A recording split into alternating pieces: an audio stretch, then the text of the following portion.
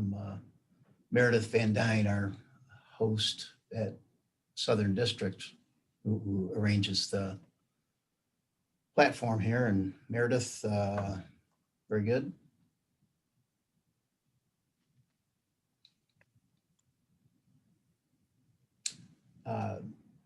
So I think the way this is going to work is Andy will come on with a little bit of intro, and then I'm going to give a little bit more intro, and then we'll kind of start in with the Q&A there. I'm kind of expecting Andy to pop on soon. If you haven't met Andy, I hope you do at some point. He's our esteemed producer here, and he's been awesome getting this thing set up. I think he's got a good long career of transportation ahead of him, but if that doesn't work, producing multimedia presentations definitely could work for him. Isn't it amazing how many people have stepped up and become our Geek Squad, become experts in different areas like this? It's amazing. Yeah, it is. Well, we need it when we asked it, but then yes, people did step up, and good talent out there when we need it and when we ask. Yeah. Mm-hmm. Andy, what are we looking like here? So right now we have about 65 folks. Okay. I think maybe give it another minute or two and then we'll get started. Okay. Always that fine line. Don't want to wait too long and then people start to drift away maybe. Mm-hmm. Yeah, we've got most of the folks who've registered. Okay.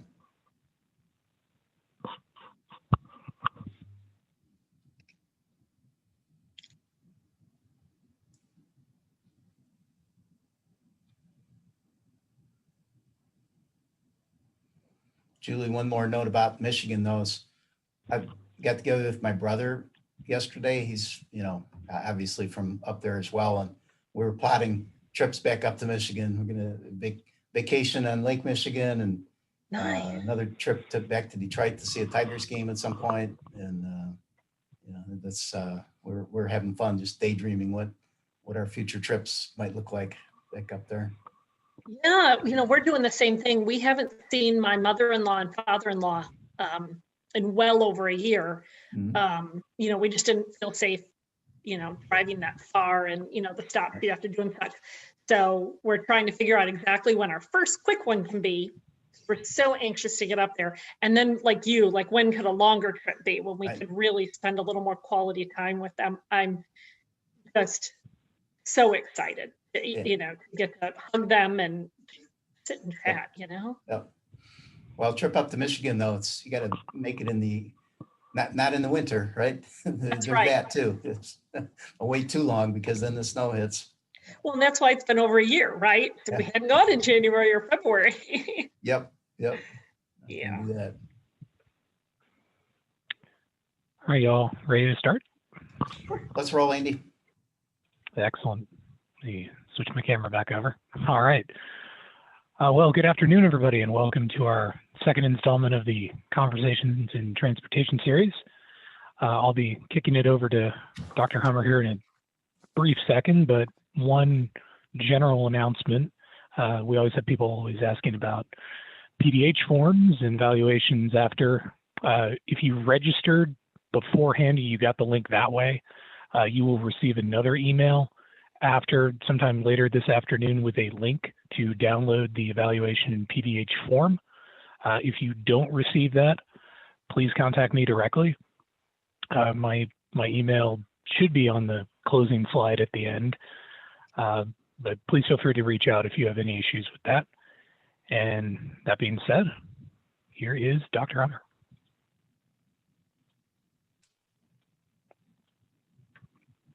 Okay, all right, all yours.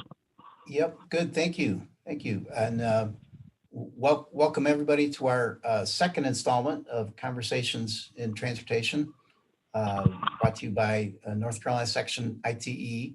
We're delighted today to have Julie White with us, Deputy Secretary of NCDOT.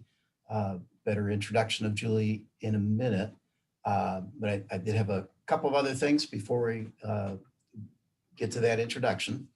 Reminder that the purpose of this series is to educate our members and friends out there through conversations with transportation industry leaders.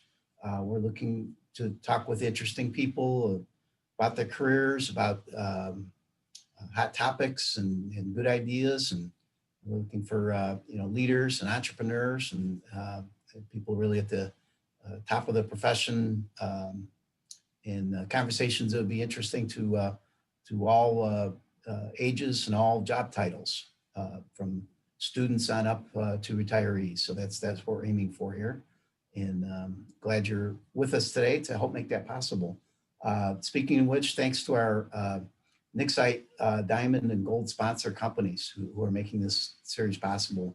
And we really appreciate that. And for that matter, making it possible for us to offer this for free today. So the title slide was showing you some of those companies. We really appreciate their support. And when you get a chance to thank those companies, please don't miss the opportunity. Type your questions into the chat box as we go along. We've got time for a question and answer toward the end of the hour. Andy will be sort of moderating that, and we'll give Julie and I the good questions that come in. So please don't hesitate to get your questions in there. Dr. Harmon, and one more note before, I'm sorry. We want to make sure everybody uses the Q&A function for the questions. That way it keeps them all organized for us. So put your questions in the Q&A box. Very good. Yep. Thanks, Andy. And then one more note before we get with Julie, and that's I did want to note the passing of Fred Rosendahl a couple of weeks ago. He was a former president of the North Carolina Section ITE, passed away on February 7th after a period of declining health. 33-year veteran of NCDOT, 1987 Nixite president. And I think maybe the pioneer of highway safety in North Carolina. I don't think there was anybody more committed or more vocal about keeping North Carolina roads safe than Fred. And if you knew him, you knew his commanding presence, a fierce passion, a great energy. And, I guess, Julie, if my questions start to sound a little tough, I'm inspired by Fred today, thinking of how he would have conducted a conversation like this. We miss him, and wanted to note his passing, but his legacy sure lives on in many different ways around North Carolina. So, okay. Thanks again, Julie, for joining us. Julie White, Deputy Secretary for Multimodal Transportation. Julie oversees the high-level operations of the, let me see if I can list all these. It's a pretty incredible list. Rail Division of Aviation, Ferry Division, and Integrated Mobility Division. And in turn, that includes transit and bicyclists and pedestrians. Did I miss anybody, Julie? Is that? You got them. We were chatting before you got on about the problem of golf carts on the roads these days, and wondering if we could, if that fell within your realm as well. It's pretty amazing list. So. Well, Joe, anytime I discover any new mode of transportation, I do attempt to claim it. So. and that seems a good strategy. So yes, when the flying scooters get here, you will be in charge. Yes. I'll be going, it's mine. So, first question is, how do you keep track of? I think that's at least 7 different modes there. How do you do it? I think is the most fun thing about my job is that each mode is really unique and distinct. And so I get to do really different kinds of work, minute to minute, hour to hour, in my job. There are ways that state DOTs organize different modes. And I think the way that we've done it, putting these things together, offers some opportunities for synergies, like when we do budgeting, right? That's very uniform across the agency and such. But it's when I get to bring together 2 unexpected modes that I think offers some really interesting opportunities. Like we're talking about how do we do a better job with last mile connections of bike and ped and transit with our ferry system. You know, how do we bring together our rail system and passenger rail with integrated mobility as we think about, you know, the last mile, about transit oriented development, about walkability. And so that's some of my favorite parts, is that I sit in the unique position to get to look across those modes and find those opportunities to bring them together. But I enjoy a job where I do something different minute to minute, hour to hour. So it really makes it fun, a lot of fun for me. Very good, very good. I think that shows through. Any idea sort of how many employees in these different divisions that you know fall into your realm? Yeah, so we have a total across those modes of about 610 permanent full-time employees. The bulk of them, over 400, are in our ferry division. We have about 400 permanent, give or take a few, and about 100 temporaries that we hire up, you know, in season. We have about 30 in aviation, about 38 in integrated mobility, and about 47 in rail. But Joe, as you know, also so much of what we do at the DOT is that we have consultants who are actually doing, you know, a lot of the yeoman's work. So our folks manage, of course, large numbers of consultants and projects in addition to that. Very good, good. A couple of years ago, some of our members remember that you were musing about reorganizing the various kind of silo units into formally forming mixed mode strategies. Any progress in that? Is that still going to happen, or where does that stand? So it was, you know, a couple of things that really created the kismet for me to start thinking about this. One was, and since you work at headquarters downtown at the state capitol, Joe, you will remember it as well. I refer to it as the day the birds landed in downtown Raleigh. The day we all woke up, and there they were, scooters all over downtown Raleigh, right? And we're sitting at our windows, looking out on downtown street, seeing them whizzing by on sidewalks, on streets, going the wrong way down one-way roads. And suddenly it was like, okay, there's a new mode. And as I do, I went, it's mine. And I claimed it. And I started to think about, where does it fit and who is going to be responsible for it in the organization? And then, you know, then we saw the guy with the motorized skateboard. There was the guy that we all knew in downtown, and now they're everywhere as well. Modes are changing so rapidly, and new types of modes are coming out so rapidly that we really needed to position ourselves as a DOT, to never be surprised again, right? We should always know what's coming and be prepared for it. We should also understand how it fits into our system. And then in addition to that, I had sort of one of those moments where I was sitting at a stoplight in my car, and I was watching a mother disembark a public transit bus. And she had her toddler, you know, coming with her down the stairs in one hand, and she was trying to carry her stroller in the other hand. And, you know, that's something that lots of parents have been through. You know, managing toddlers and strollers can be challenging. And watching her step down off the bus into a bus stop that was just a sign. There was no sidewalk, it was just mud. And then she needed to cross the street to the apartment complex across the street. And she opted to cross right there, right? The crosswalk in touch was way up, you know, yards and yards and yards in either direction.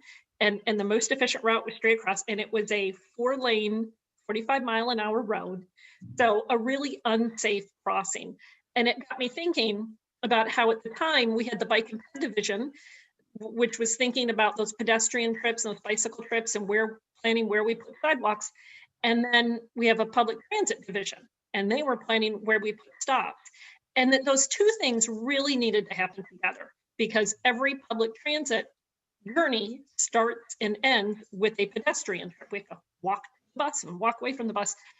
So needing to bring those planning functions together.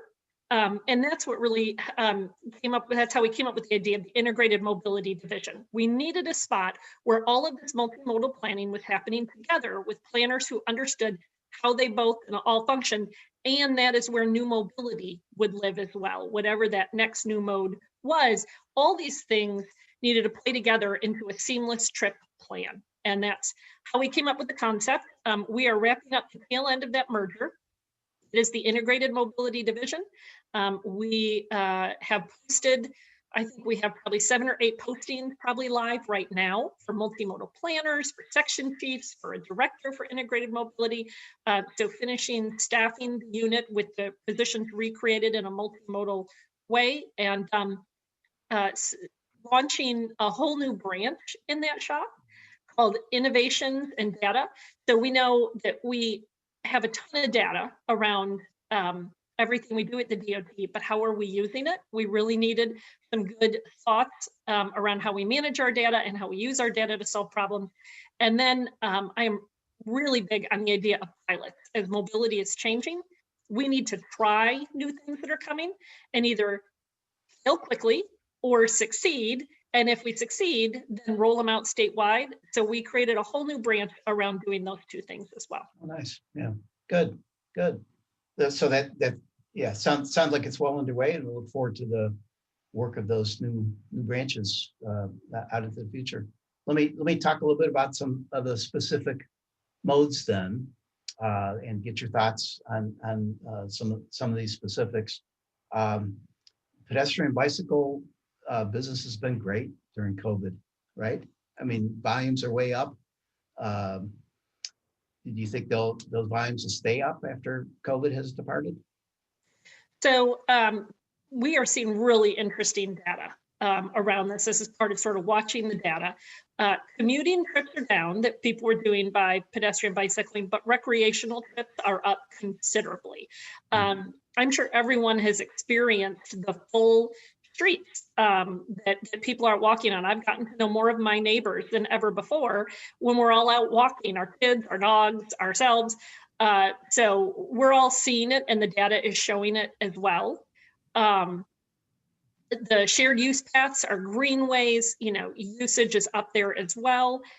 Residential sidewalks up as well. We expect our recreational volumes will remain higher as people have rediscovered all of the amazing places that you can go and walk and bike. And I also think the timing of it with the introduction of electric vehicles, electric bikes, has been really interesting. I myself have an electric bike, which has allowed me to travel much further on my bike than ever before. So I think the combination of those two things means that we're going to see these trends continue into the reopening of our new normal. Great. Hope so. So how is NCDOT trying to help that along then? Get a couple initiatives to lead that? Well, we're doing a couple of things. One is we have some research projects monitoring the data. So we've got counters out there, taking a look at what we're seeing.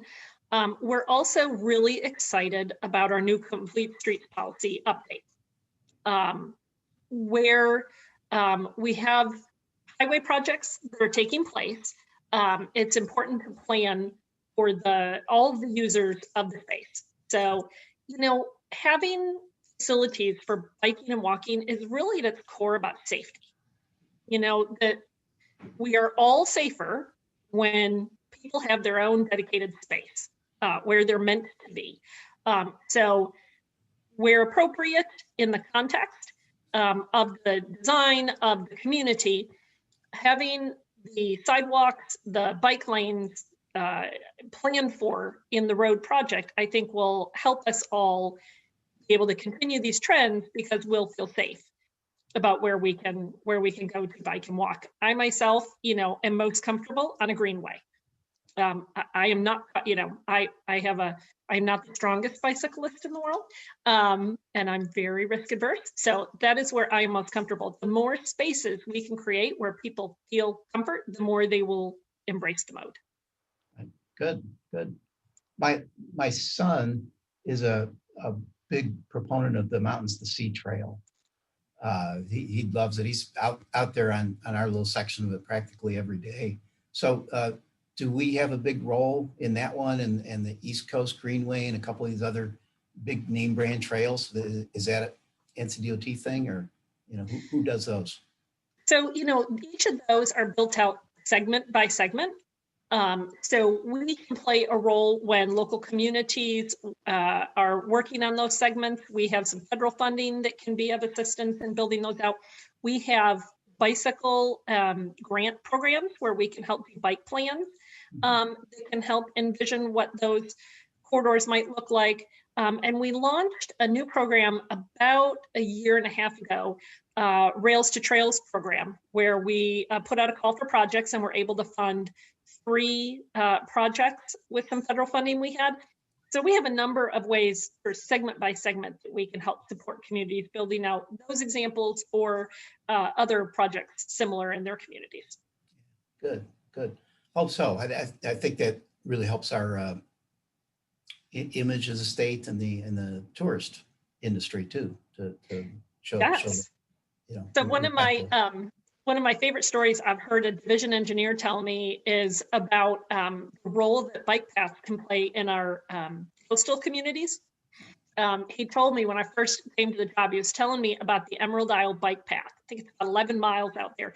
And he said, the mayor is like a god in this community because he said, people love that trail so much. He said, tourists will choose Emerald Isle to vacation because of that bike path. They will bring their bikes. He said on a lot of days it's more traversed than the road that they have out there. So I do think it's a big draw. I know when my parents are big walkers, and they will say they will pick a beach community based on its sidewalks so that they know that they can walk in a community. So they very much can be tourism drivers. And we've got good data that show that the trail really helps the property values adjacent to, right? We do. We help fund a study of the effect of greenways. And one of the things that we found in that is the adjacent properties actually do increase in value when they're located near a greenway. So it is a property investment return to be on or near a greenway. Win-win. So good. Couple of concerns in the area of pedestrian and bicycle, and one is the fatality rates. So, maybe it's because traffic volumes were up last year, pedestrian bicycle volumes, but whatever the reason, fatalities were up as well. So, any initiatives, any thoughts about what we do to reverse that, keep the volumes up, but get the fatalities headed back downward? Absolutely. So we have long been a ranking that is very concerning. So while we're the 10th largest state in the nation, we are ranked 7th in terms of fatalities. So that's not the kind of ranking you want to see as a state. And so we have a number of different initiatives that we do around that. We have the Safe Routes to School program. So again, building out sidewalk networks that can get kids on their bikes to school safely and out of the road. We've got the Watch For Me initiative that we've continued to do for many years at the DOT, helping inform people, remind people that we're sharing the road and we need to look out for that. We have some research we've done with the HSRC, analyzing bike and pedestrian crash analyses, looking for what kind of features of a road do these crashes tend to happen on, and then how can we address them with our design. So we have, I go back to Complete Streets again, it really is about trying to create that safe space for all of the users of the facility to be in. Yeah. So that's a concern, and then maybe ties in, I don't know, but I've been with DOT for 5 years, and doing this side of projects that I work in relatively early in the project development phase. And I've been surprised a lot of times that a project will get pretty far along in project development without much attention being paid to the future pedestrian and bicycle users. I think maybe, eventually we get caught up and get that attention in there, but any comment on that? Is that your observation as well? And what can we do about it?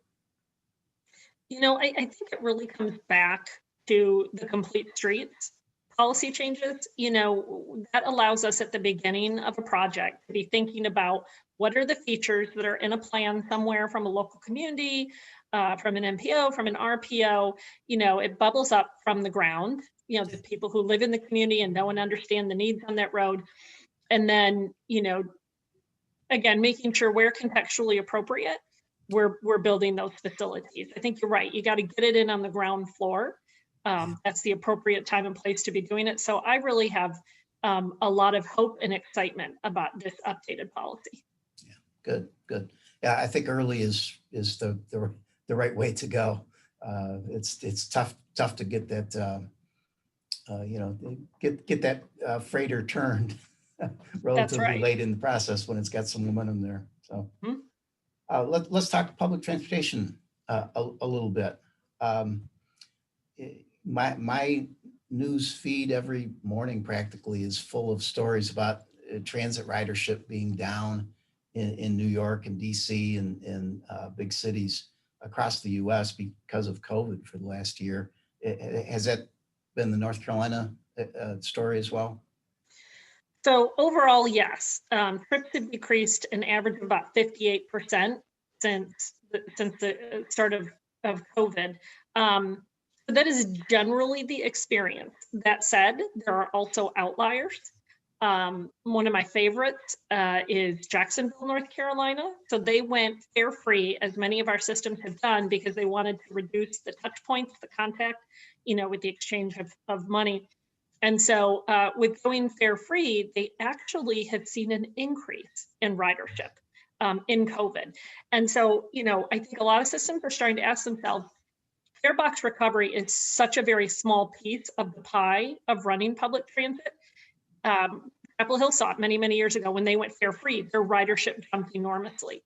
So communities are thinking about how do we maybe remain fare free in the future and see our transit grow. Another example, and this is one of my favorites, is the city of Wilton. They were doing a fixed route system, the city of just under 50,000. And so fixed route systems in our smaller communities can be somewhat challenging. Your headway, to make the loop was about an hour. It didn't necessarily take people to where they needed to go. If you worked like in manufacturing, your fixed route system tends to run in your inner city and your manufacturing is not in your inner city. So they came to us and said, we'd like to try microtransit. And so we partnered with them to make sure they stayed FTA compliant and to seek a grant to help expand their service hours, which we were successful in. They took the exact money that they were using to run their fixed route, and they instead worked with the turnkey company that provided them vehicles and drivers. And now you get on an app on your phone and you ask transit to come and get you. If you are able to be mobile, it will create a virtual bus stop within, block or so of your house. If you are not mobile, if you, have limiting factors that don't allow you to walk, you put that in and they will come get you at your door. It's like a Uber kind of system, right? So the car comes, you hop in, it takes you to where you need to go. It drops you off and it's subsidized just like the public transit was. So your fare, your $1.50 is exactly what you paid when you used to get on the bus. And what we see is when we reduce the friction in using transit, so we made it on your phone, we made it contactless, with your credit card. 7-minute wait times is what they're averaging. So we made it convenient. You don't have to call 24 to 48 hours in advance and book a trip. Well, what they're seeing is higher ridership in COVID than pre-COVID.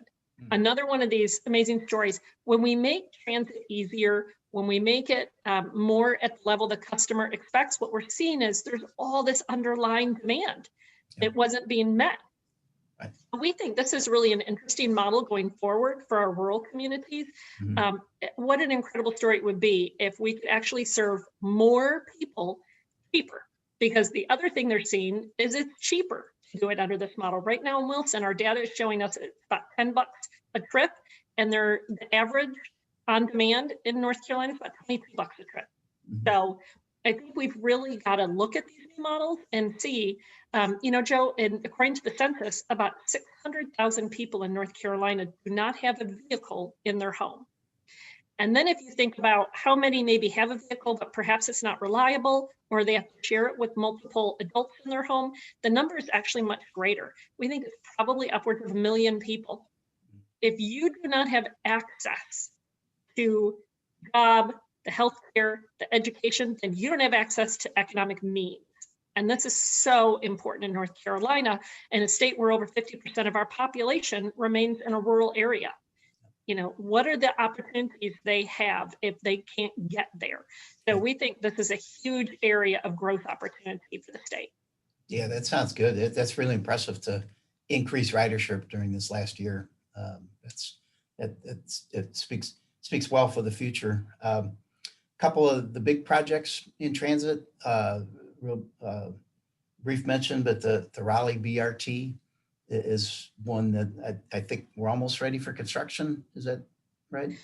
So they're working on 4 corridors. The southern and northern routes are still in the planning phase. New Bern Avenue and Western Boulevard are in design. New Bern is the furthest along. And I think Raleigh's in the lead and is looking to start construction next year. Our role is primarily on the highway side at the division level, to coordinate the construction activities, ensure the design is safe and meets standards, minimizes traffic disruptions. For our units, we're about capturing best practices and sharing that information with others in the state. I got to tell you, I took a vacation last year, just before COVID hit, to Richmond, Virginia, mostly just to ride their BRT. And it was well worth the trip. I hope ours, hopefully it'll be better, but if it's somewhere in that range of service, it's going to be terrific. Yeah, Richmond's doing a lot just ahead of us in the multimodal space, in BRT and rail. So when COVID is over, we're hoping to get up there and see how those systems have grown. Yeah. My wife was a little less than thrilled with that vacation itinerary, but she tagged along. She's a good sport. Funny you say that, Joe. I discovered when my kids were little, before I ever took this job, whenever we go on vacation, they're all about the modes, right? So we go to Chicago, they're like, let's ride the boat to see the architectural tour. Let's ride a taxi. Let's go on the subway, right? You discover that a lot of big city travel is all about modes of transportation. But now I become like the obnoxious mom. The last time we drove to Florida, 2 years ago, my kids, anytime they ask a question, Mommy, why are there so many trailers on this highway? Well, let's talk about that. I get excited. Let's talk about intermodal hubs, and let's talk about how freight moves and logistics. And now my kids are like, make her stop. No more talk about transportation. Yeah, that can backfire. Yep. Chapel Hill BRT is also in design, coming along. Yeah, I believe they're planning to start construction in 2024. Good. And NCDOT has pretty much the same role in that one. Yeah, and Joe, I'll share with you as well. I bet Joe Malazzo is out there right now going, she's got to talk about the FAST study. So I got to talk about the FAST study. We did partner with the RTA and the MPO and the transit system, all partnered to look at how we could accelerate BRT opportunities across the state. As folks are starting to get into them, we saw the opportunity to come together and think about how could we do it faster, what kind of standardization can we offer, those best practices. So we have a document that is either just gone up or about to go up on our website. You could Google DOT Integrated Mobility Division FAST study and read the whole study and the short briefs we have on it, where we're just trying to figure out, again, when there's something new, how do we push out information? How do we capture what could be some best practices and share them statewide? We see BRT probably starting to really ramp up in other communities across the state. So making sure everybody has a chance. Oh, see, there they are in the comment section. We got a link for you already. Seems awesome. Joe Furstenberg and Joe Malazzo were pretty much simultaneous there with that link. They're quick on the draw, so good going. Good. Charlotte Silver Line. It's a light rail, extensive 20 or 25 miles, I think, Gaston County through uptown and down into the southeast part of the city past Matthews in the, what do you say, early planning stages? Would that be Yeah, fair? so they're in the pre-project development stage. I serve on the steering committee and got to tell you, they have a phenomenally impressive group of folks working on that project. Annie Mox, their project manager. I'm constantly impressed every steering committee meeting, the pace at which they're moving. After they finish their pre-project development stage, they'll move into the FTA pipeline. Right now, they're refining the alignment, so working through, each of the spaces, making sure that they've got the right design, the right alignment. They're doing their environmental analysis, and they'll progress the design after their Metropolitan Transit Commission adopts the alignment. Any early notions about the price tag of the Silver Line? I don't think I've seen one to date. The way that these are typically funded historically is 50% full funding grant agreement from the FTA, 25% from the state, and 25% from the locals. So I'm not sure exactly the price tag, but generally speaking, that's the model of how they wind up being funded. Okay. And then one more of interest, again, particularly back in the triangle, is the commuter rail proposal. 30 miles or so, Durham through downtown Raleigh, down at least to Clayton, maybe it goes beyond that. Get an update on that one? How far along has that progressed? Well, Go Triangle's doing such a great job leading that one. It's still being studied at this time. Once the study is complete, then they'll be able to focus in more on the total cost. Again, similar funding model to what we talked about in Charlotte. I think that east-west line is really exciting as it can be the backbone, of the start of a broader system in the area. So we are really proud. Our rail division is serving on the steering committee for that one, bringing that rail expertise that we have in-house to that group. It really takes incredible partnership in the triangle to do these kinds of projects because you cut across so many counties, so many cities.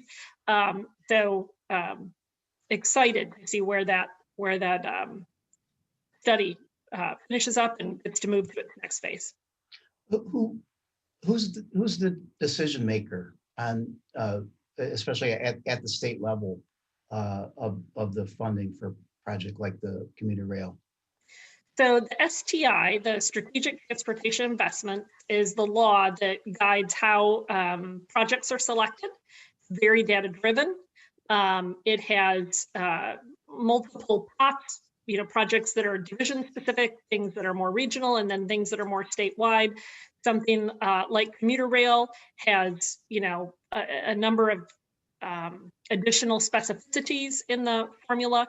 So that combined with the General Assembly, it pre-STI, the General Assembly provided funding for the Charlotte Blue Line. That's how they did that 25%. Now we have the STI law. These are the various ways that you can go about putting together the funds for these projects. They really require a lot of layering of different funds. Okay. Good. So I'm on record with a prediction that sometime maybe out in the 2040s or so, that automated vehicles will really, I think, take over our highways, especially in urban areas, especially in rich urban areas like Raleigh and Charlotte. And that most of us will choose, to have a subscription to an automated vehicle and either give up our own vehicle, our own auto, or give up our bus pass. That automated vehicles will draw from both of those pools of riders. Do you agree with that? Do you also see that kind of thing coming? That could be a pretty tough competition for transit system in general. So I think it's really going to be a question of affordability, right? So, and equity. People who can afford new vehicles can already have automated features in their vehicles, and those who, are buying on the used market and older vehicles have none. So I think that, automation only further highlights the challenges we have in our current system with equity. Low income, disabled, and marginalized populations will not be able to afford the technology unless heavily subsidized. I think we have a lot to wrestle with in that space. And then, of course, we know that transit vehicles are also becoming automated, which will reduce transit operating costs and improve safety there as well. So that's why we're doing our CASI project. We brought our first automated transit vehicle to North Carolina. We called the program the CASI. And we have deployed her so far at the Transit Summit, Transportation Summit we did a few years ago. Then we did a deployment on the NC State Centennial Campus. And this spring, we're deploying her at the Wright Brothers Memorial. Because as you know, Joe, as we think about automation, we have to think about what does that mean for us at the DOT and how we build our current infrastructure. Since those investments have to last decades, we want to make sure we've thought through how automation can inform what we're doing today. And so I think there's always going to be a need for publicly subsidized transportation as long as we have low income and mobility challenged individuals. But the definition of public transportation will probably evolve. Yeah, good. I'm buying that. Very good. Let me move on to a couple other modes. Our time is getting away here, but you have responsibility for air travel, and like transit, those numbers kind of tanked during COVID. What's your outlook? They're going to come back to pre-COVID levels, you think? No, it's a great question. We're following, there's lots of national folks sort of projecting what they think. Initially, I think they were projecting maybe at the earliest we'd be back 2023, 2024, but now they're starting to watch as people are getting vaccinated, the rate at which people are buying up seats on planes. And I think they're seeing potentially a stronger return than they initially expected. So I think it's very much tied to the rate at which the vaccine rolls out and people start to feel comfortable getting out again. I will say that I am hearing from all kinds of people how they are itching to get back to travel. I myself, I would say I'm filling my passport, burning a hole in my back pocket. I like to travel and see the world. And so I myself have been on Google researching where we can go when we can go again. So I'd like to think that travel is going to come back in a strong way once we see a nice, strong vaccine rollout. So we saw some at least postponements of airport construction projects during COVID. Do we maybe bring those back then if we see the passenger numbers rebound? Mm-hmm. Yeah, so we did see some of the state funds that were provided to, for example, our commercial service airports, folks were going to use for construction, maybe put on debt service instead when, their revenue sources took such a hit. We've been really fortunate that Congress has done a lot of help to our airports to keep them going. So I do think once we get further down the pike and we see that travelers returning, then I think people will feel more confident about advancing construction projects again. Yeah, good. Let's hope. So on rail, my perception, as looking from the outside is Raleigh to Charlotte continues to make progress as far as, removing crossings and protecting other crossings and gradually increasing speeds and safety on that important line. Is that a fair assessment? Yeah, absolutely. We've been working with our railroad partners for over 20 years to increase safety, capacity, reduce sections of slower track, all with an effort to improve freight and passenger operations and safety for motorists and pedestrians. Over the route, we've removed over 100 grade crossings. We built over a dozen bridges, constructed over 40 miles of second track. So It is the sealed corridor concept originated in North Carolina, and it's something that we continue to work on very strongly. You know, one of the most striking things that the Rail Division has ever shown me is our infrared cameras. We have posted in some of our more urban areas around track where you can see the outline, the heat of the individuals that are actually physically crossing live track. There's one where we watch a man set a baby down in live track so he can move his bicycle across so that he could go back and get the baby. It'll take your breath away. The more we can do to separate, you know, again, the mode, right? The track from the pedestrian, from the motorist, the safer it will be. So that's something we take a lot of pride in working on. I've seen some of that footage and I just want to reach through the screen Right. and grab those people, and then don't do that. We can't tell people enough that you will not hear that train coming. Yeah. That is private property, that it is not safe. Please do not go down there. Do not take pictures down there. It is, one time I did a high rail tour with my team. So we were in one of those trucks that has the ability to go down the track. And there was a gentleman walking ahead of us with his back to us. And it amazed me how close we had to get to him before he heard us. Mm-hmm. It can really blow your mind when you don't realize you're not going to hear that train come until it's too late. So we do a lot of safety messaging around, staying off the tracks. Yeah. I'm really excited about Raleigh to Petersburg, the S line, I think it is. So, when can I buy my ticket? So that is one of my favorite projects that I'm working on, because I think it can be so transformational for North Carolina.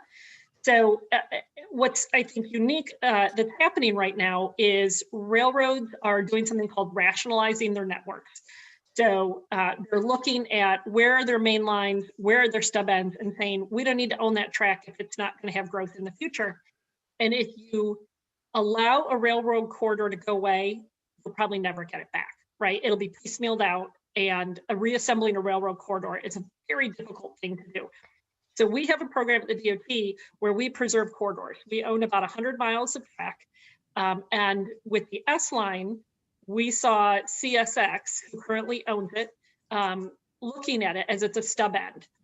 So it goes to the corridor, missing track, goes from the Virginia line, missing track for about 9 miles, Ridgeway, and then from Ridgeway south to Raleigh and Raleigh south to the South Carolina line, we have active track. But because it's a stub end, it's a dead end there, CSX only operates about 1 or 2 trains a day, a couple days a week. And so we actually pursued a federal grant through a program called CRISI to try and come up with the funds to acquire that line. We think a line in such a key corridor in North Carolina could really be grown. We think the freight opportunities could be grown on it. We think the passenger opportunities could be grown on it. And if we're right, and this is like our pilot opportunity about this, and we do it well, there are opportunities all across the state, in all parts of the state, of these underutilized tracks and corridors that we could bring back into use, because at their core, what they're about is connecting urban and rural economies. And those connections are what are going to help bring that prosperity to more parts of our state. So we are in talks with CSX. They're going very well. So I hope, we'll bring that acquisition to fruition soon. And then we'll be applying for further federal funding to start doing the preliminary engineering and then pursue grants for the construction. We already have the record of decision and the NEPA done. So that project is ready to go.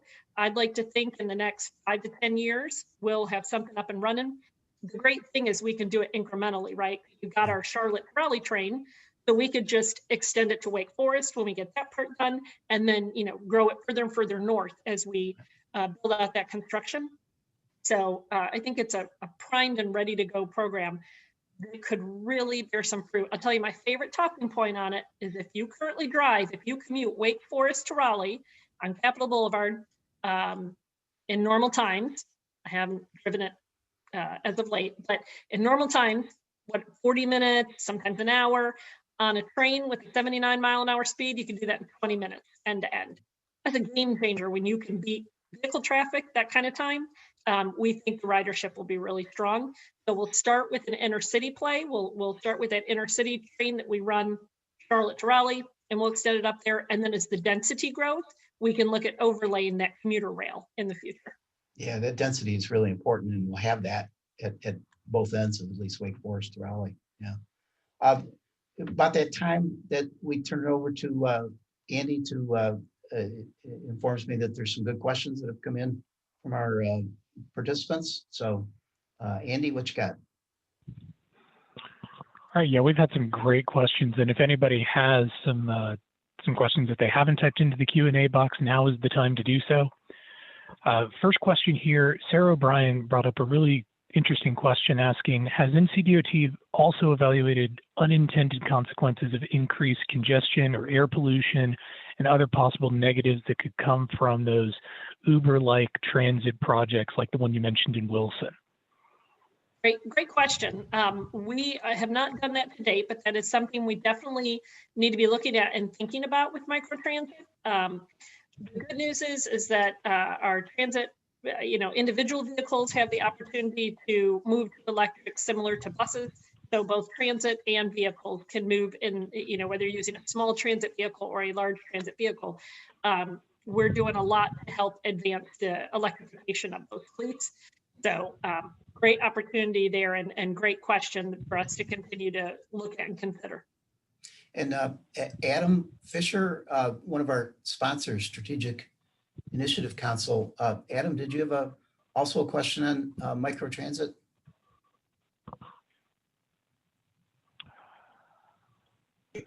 Okay, I had to unmute myself. Sorry, can you hear me? Hey, Julie. Yep. You may have answered this, and I'm sorry. Just about the microtransit, and it'll be a little contrary to the one before, concerned about air quality, but just as a means to possibly contain cost of fixed route, maybe not just in the rural areas, but in the urban areas, like at night or extended urban area reach, the use of microtransit for that. And then even in Greensboro, while I was still there, we started an Uber type of service for paratransit that has become very popular with that group. And actually, you can provide better service on demand, where the users of that paratransit service can use it by themselves, reduce a lot of the complaints we're getting from the paratransit clientele, actually at a cheaper cost than we can provide the fixed,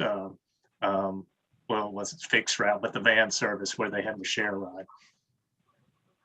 That's a great point, Adam. It really is a model that can have incredible return both in urban spaces and in rural spaces. Good. Andy, do you have more question? Oh yeah, we've got a few more here.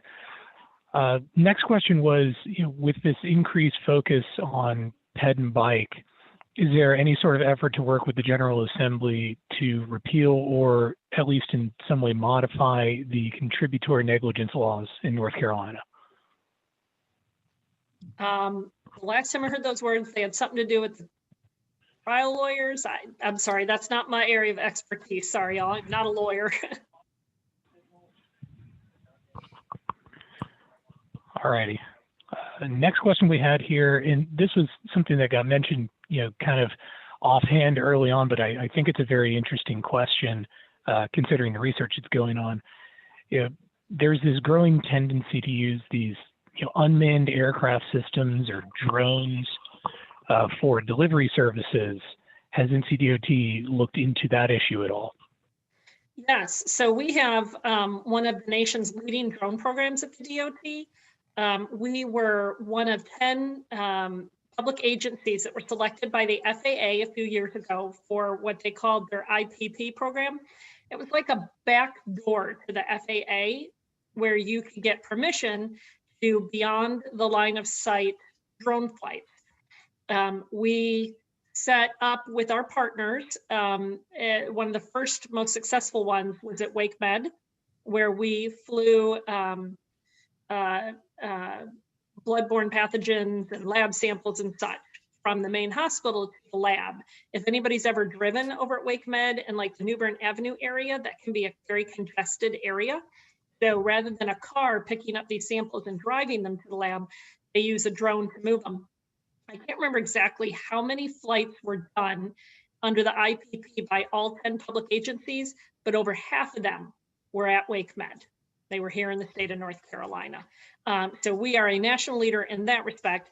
And then we also have done pilot programs where we've done food delivery, we've done medical package delivery, and then we are using drones to further our infrastructure here at the DOT. Most recently, we used our drone program to go up and do some of the visual inspections of the Bass Night Bridge. While we will still do traditional inspections, the drone footage will enhance those inspection programs. If you Google that, you can see the video from that. It was pretty cool. And then like your signage over highways, your big signage over like a 440, we can use them to do visual inspections of those as well. So getting up there without shutting down a lane of traffic, safer for everyone. So we have a number of ways in which we are leading the nation in the deployment of the unmanned aircraft systems. We have a unit within our aviation division. The General Assembly was really generous and really wanted us to be in this space. So they gave us $2 million in non-recurring funds to stand up a UAS program. And we have really tried to position our state as a leader in innovation in this space, because we think this is a huge future play. And as a state, not only do we want to use the technology well, but we also want to make sure we can be a part of the manufacturing and the technology side long term, right? When this industry grows to what it's projected to, the winners will also not just be those who use them, but those who produce the technology that supports them and those who build the drones themselves. So making sure that we're well plugged in with the Economic Development Partnership of North Carolina and helping support them as they recruit those kind of opportunities to North Carolina. Very good. Andy, I think I want to call it there on the questions from the participants, but really appreciate that. Julie, before we go, got just a couple minutes. I don't want to forget ferries. The other mode that we haven't talked about them yet. I don't really have a question other than I rode the ferries again last week on a little weekend trip out east, and they're just fantastic. Let's keep them. Let's treasure them. They're really special. Well, you know, Eastern North Carolina is such a special place. Tourism is such an important part of its economy. And of course, we're the only way, our ferries are the only way to get to Ocracoke. So, you know, come check out Ocracoke, come support Hyde County, ride our ferries. And then they shorten the distance of a drive in other parts of our state, from, you know, Currituck, Knott's Island at the north down to Southport Fort Fisher in the south. I got to put in a plug. Our passenger ferry will be running again. This will be its third summer, Memorial to Labor Day. So if you get a chance to get out to the coast, please go and check out your ferries. Social media, let people know that they're there, because they are a really important part of Eastern North Carolina and our ability to travel efficiently in Eastern North Carolina. Yeah, and they're fun, and my grandson just loved them. So yep, let's do. Absolutely. Julie, thanks so much. Appreciate it. As our second one here went just like the first one, that I've got still lots of questions and our time is up. So I think that's good. Really appreciate the information that you provided here, and all kinds of good stuff and all kinds of good modes. Keep it going. I don't know how you can keep all those things straight, but you seem to do that. So hope that continues for you, and wish you well as you try to keep it all together there. Well, I have an amazing team. You know, the team has been doing this a long time. It's made up of incredible professionals, and so they make me look good, and I owe it to them. Thank you, Dr. Hummer, so much for thinking of the mode for this opportunity and allowing us to share what we're doing.